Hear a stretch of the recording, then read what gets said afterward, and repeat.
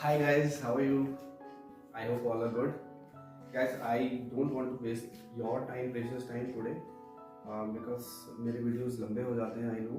आज मैं बिल्कुल अगेन कोशिश करूँगा कि बहुत शॉर्टकट में निभाऊँ.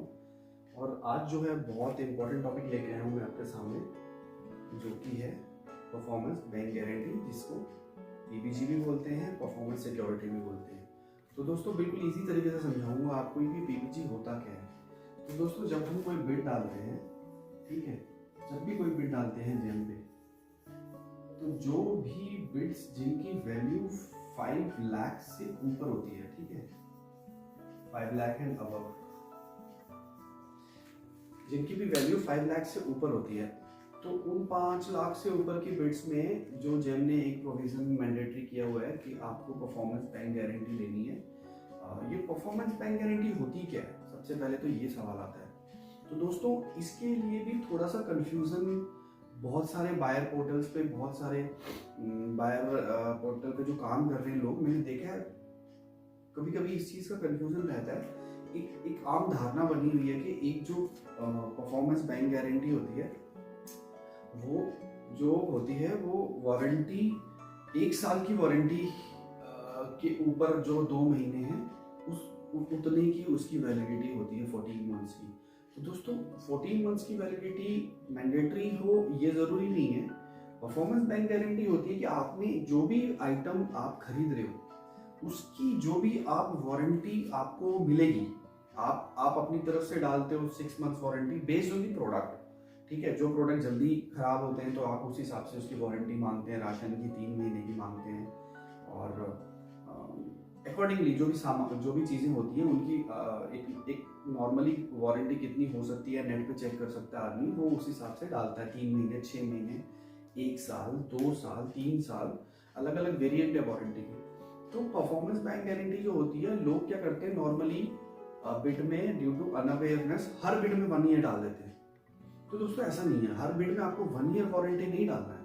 और अकॉर्डिंगली फिर वो क्या करते हैं, 1 ईयर वारंटी के ऊपर 2 मंथ्स प्लस कर लो, 14 मंथ्स हो गए, तो 14 मंथ्स की परफॉर्मेंस बैंक गारंटी मांगते हैं. जबकि सेलर्स जो है, वो सेलर्स का भी एक पार्ट रहता है, सेलर्स का भी एक सबमिशन रहता है कि सर आइटम तो 2 महीने की वारंटी है उसकी, पीछे से कंपनी 2 महीने की वारंटी देती है, और ये आइटम तो 3 महीने में खराब हो जाएगा, खत्म हो जाएगा, तो हमारे से 1 साल की क्यों ली जा रही है.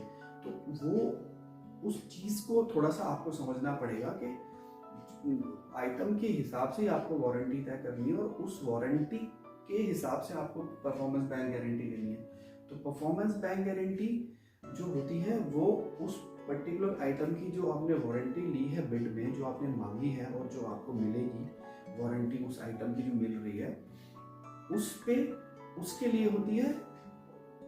अगर सपोज करो 1 साल की वारंटी है तो 1 साल प्लस 2 महीने, तो परफॉर्मेंस बैंक गारंटी जो बनती है, वारंटी पीरियड जितना है प्लस 2 मंथ्स, उतनी की उसकी वैलिडिटी रहती है परफॉर्मेंस बैंक गारंटी की. एक चीज़ तो ये होगी 14 मंथ्स. एक एग्जांपल दे रहा हूँ, अगर 3 महीने की वारंटी आइटम की तो 3 + 2 5 मंथ्स. तो जितनी भी वारंटी आप लेंगे उसका 2 मंथ्स ऐड करके बियॉन्ड जो है वो उतनी उसकी वैलिडिटी होगी उस पीबीजी की, परफॉर्मेंस बैंक गारंटी की. तो परफॉर्मेंस बैंक गारंटी जो होती है, एक तो 5 लाख के ऊपर होती है. सेकंड उसका जो है warranty period plus 2 months, warranty period plus 2 months, इतनी उसकी वैलिडिटी होगी दोस्तों. ठीक है, ये 3-4 चीजें जो इम्पोर्टेंट है वो मैं बता रहा हूँ, ताकि आप जब कोई भी आप में से बायर पोर्टल पे बिड डाले तो वो इस चीज़ को ध्यान रखें कि वारंटी लेनी कैसे है. तो एक तो होगी 5 लाख से ऊपर के जो भी प्रोडक्ट्स होंगे या सर्विसेज होंगी उसकी होती है फर्स्ट. ठीक है, सेकंड उसकी वैलिडिटी होती है, वारंटी पीरियड जितना भी होगा उसमें 2 महीने और ऐड कर लीजिए, उतनी उसकी वो होगी. ठीक है, अब सबसे इम्पोर्टेंट सवाल जो है, लोग पूछते हैं कि ये पीबीजी कितने परसेंट लेनी है. तो दोस्तों जेम पे जब से जेम आया तब से लेके अभी तक ना इसकी परसेंटेज चेंज होती रही. कोरोना में उसकी परसेंटेज कम हो गई थी. कोरोना से पहले 10% ली जाती थी, फिर कोरोना में इसकी परसेंटेज 2% पे आ गई, फिर 3 to 10 हो गई, फिर वापस 5 to 10 होगी, तो ऐसे ये चेंज होती रही। तो एज पर दी लेटेस्ट जो परसेंटेज ऑफ पीबीजी है, जो मैंने लास्ट अपडेट अभी देखा था, वो आप 3% जो है 3% ऑफ टोटल कॉन्ट्रैक्ट वैल्यू, ठीक है, 3% ऑफ टोटल कॉन्ट्रैक्ट वैल्यू ये भी ले सकते हैं। प्लस आप जो बायर है, अभी बायर के पास जो है ये थोड़ा सा प्रोविजन है कि वो बायर इस 3% से लेके 5% और 10% तक भी बायर्स लेते हैं, डाल रहे हैं, ठीक है। तो ये प्रोविजन जो है, ये दोनों प्रोविजन है। अगर स्टैटिक लेनी है तो 3% आप ले सकते हैं, और बायर को अगर लगता है कि मेरा जो प्रोडक्ट है उसकी अगर मैं वारंटी थोड़ी बढ़ाऊंगा तो लोग जो हैं वो जेन्युइन बंदे कोट करेंगे और उनको प्रोडक्ट अच्छा मिलेगा, तो बायर क्या करते हैं 3% to 10% के बीच में वो अपनी वारंटी का पीपीजी का परसेंटेज उसमें बिड में डालते हैं। तो अभी लेटेस्ट जो है वो मेरे हिसाब से 3% आप चार्ज कर सकते हैं।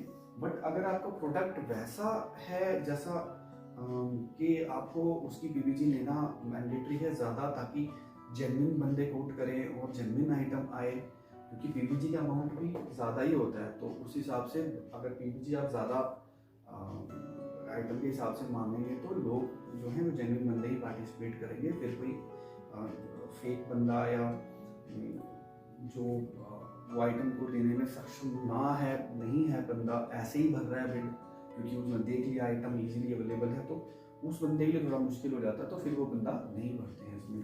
तो मेरे हिसाब से 3% ऑफ टोटल कॉन्ट्रैक्ट वैल्यू आप डाल दीजिए अपनी हर बिड में, कोई प्रॉब्लम नहीं है। और अगर आपको इससे ज़्यादा डालनी है तो ये आप अपने बायर पे जो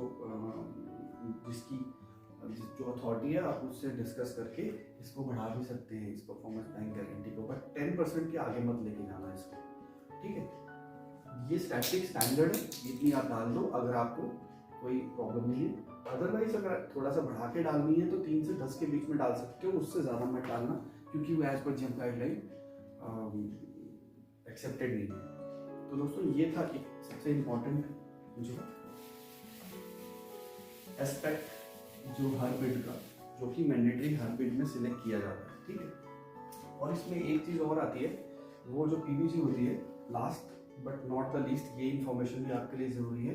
तो वो आपके जो है वो पब्लिक फंड अकाउंट जो होता है, जो आपका एक सेंट्रलाइज जो यूनिट का जो अकाउंट होता है as per the fund controller, उसके नाम से बनती है। और पेएबल एट लोकल जो एड्रेस है, पेएबल एट वो एड्रेस के नाम से बनती है। तो कभी भी आप बिड में भी डालेंगे तो आपने ये डालना है, जैसे पर्टिकुलर आपके जो ऑफिस है, जो ऑर्गेनाइजेशन है, उसका जो एक सेंट्रलाइज पब्लिक फंड है, ठीक है, जो पेमेंट जिसमें जाती है और जिससे पेमेंट होती है उसके नाम पे बनेगी। एंड पेएबल एट लोकल जो भी है, जैसे दिल्ली है तो पेएबल एट दिल्ली ऐसे रहेगा उसका जो भी एड्रेस रहेगा उसका पीबीजी का। और पीबीजी जो है वो in the mode of DD भी हो सकता है, परफॉर्मेंस बैंक गारंटी भी हो सकता है, बैंकर्स चेक भी हो सकता है। तो डिफरेंट मोड्स हैं, वो आप बिड में आप डालते हुए आप जो सिलेक्ट करेंगे, आपका जो बंदा है वो जो भी L1 फॉर्म बनेगी वो उसी हिसाब से आपको पीबीजी देगी। वो आपसे एक बार डिस्कस भी कर लेते हैं वैसे। और पीबीजी जो है 15 with in issue of contract जो है उसके विद इन 15 डेज में आपको उस L1 फॉर्म से पीबीजी लेनी है, अदरवाइज उसकी पेमेंट नहीं होगी, ठीक है। पेमेंट हमेशा पीबीजी सबमिट होने के बाद ही होती है इनवॉइस की, ये भी ध्यान रखिएगा। और जो भी L1 फॉर्म हैं उनको आपने ये बताना है कि भाई जैसे आपको कॉन्ट्रैक्ट मिलेगा 15 डेज के अंदर हमको पीबीजी चाहिए, और पीबीजी नहीं दोगे तो आप कितने भी बिल देखो पेमेंट नहीं होगी। बिल की पेमेंट होनी ही पीबीजी के साथ है। और पीबीजी में अगर कोई पीबीजी बेसिकली ली क्यों जाती है, पीबीजी ली जाती है कि अगर कोई जो आपकी कॉन्ट्रैक्ट की ऑब्लिगेशंस थी, कॉन्ट्रैक्ट के जो क्लॉजेस थे, कॉन्ट्रैक्ट की जो आपकी क्राइटेरियाज थे, अगर उसको वो L1 फॉर्म कॉन्ट्रैक्ट लेने के बाद फुलफिल ना कर पाए, या आपका उस वजह से आपको आइटम्स नहीं मिले या कम मिले या वो नहीं दे रहा है, रिस्पॉन्ड नहीं कर रहा है, तो आप उसकी पूरी पीबीजी और कुछ पार्ट जितना आपका नुकसान हुआ, जितने आइटम्स कम दिए हैं, उसको आप फॉरफिट कर सकते हो। तो ये पूरा पीबीजी का सार है, कहानी का सार टोटल ये है। ये 5-6 एस्पेक्ट जो हैं, जो मैंने बताए हैं, आप वीडियो में आप शुरू से लास्ट तक वापस एक बार वीडियो देखिएगा। ये सारी चीज़ें जनरल चीज़ें हैं जो आपको ध्यान में रखनी है जब आप एक बिड डालेंगे और उससे पीबीजी मांगेंगे। उस पीबीजी में क्या क्या होना चाहिए, आपने पीबीजी कैसे लेनी है, ये सारी चीज़ें थोड़ा ध्यान में रखकर ही बिड डालिएगा। बाकी अगले वीडियोस में मैं कुछ पीबीजी का दिया तो अगली बार ईएमडी का दूंगा, क्योंकि क्या है ना, अगर पीबीजी ईएमडी को एक साथ करता तो बहुत लंबा वीडियो बन जाता है और आप लोगों का टाइम बड़ा प्रेशियस है, आप लोग बिजी रहते हैं, तो इतना मैं नहीं चाहता कि आपका इतना लंबा वीडियो आप आधा ही देखें और फिर समझ ना आए आपको। तो छोटा ही इसीलिए बनाता हूँ 7-8 मिनट का, कि इतना टाइम निकाल के आप देख लीजिए करें। बाकी थैंक यू सो मच, आगे फिर मिलेंगे। जय